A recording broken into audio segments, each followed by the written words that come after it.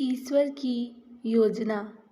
ईश्वर की योजना हमारी योजना से हमेशा बेहतर ही होती है। लाइफ में कभी कभी ऐसा होता है कि हमें जो चाहिए, जिसका हम बहुत समय से इंतज़ार कर रहे होते हैं, वो हमें मिल तो जाता है, लेकिन कुछ ही पल में हमसे वो वापस भी चला जाता है।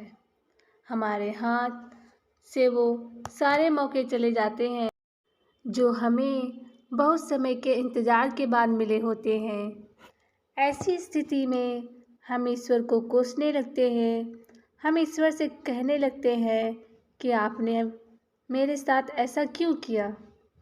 कुछ समय के लिए हमारा भरोसा ईश्वर पर से उठ जाता है, किंतु कुछ समय के बाद हमें यह एहसास हो जाता है कि जो हुआ वो हमारे लिए अच्छा ही था।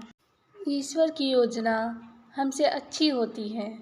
हमें ये बात समझनी चाहिए कि जो हमारे हाथ से चला गया वो हमारे लिए अच्छा ही नहीं था। ईश्वर ने जो कुछ भी किया वो सोच समझकर ही किया होगा। एक छोटा सा 2 साल का बच्चा खेल रहा था। खेलते खेलते उसके हाथ में चूहे मारने की दवाई आ जाती है। बच्चा नादान था, वो नहीं जानता था कि ये चूहे मारने की दवाई है। वो तो इस दवाई को चॉकलेट समझकर खुश हो रहा था। वो इसे खाने ही वाला था कि उसकी माँ का ध्यान उस पे गया। माँ ने तुरंत बच्चे के हाथ में से वो चूहे मारने की दवाई छीन ली। बच्चा ज़ोर ज़ोर से रोने लगा।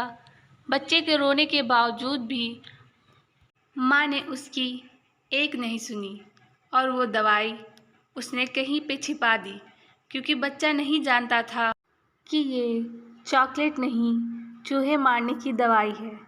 पर माँ तो जानती थी कि ये चूहे मारने की दवाई है और ये मेरे बेटे के लिए सही नहीं है।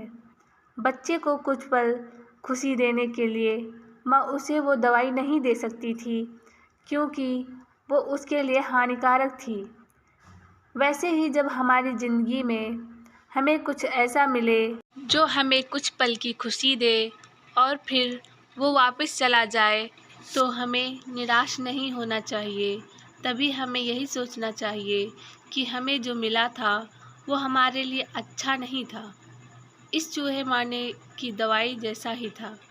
जैसा माँ ने बच्चे के हाथ में से इस चूहे मारने की दवाई को ले लिया, वैसे ही ईश्वर ने हमारे हाथ में से वो ले लिया, क्योंकि वो हमारे लिए अच्छा नहीं था।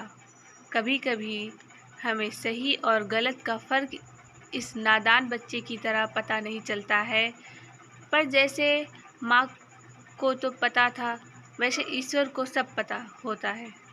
इसलिए हमें ईश्वर की योजना पर भरोसा रखकर के हमारे साथ जो हुआ वही हमारे लिए बेहतर था, ऐसा सोचना चाहिए।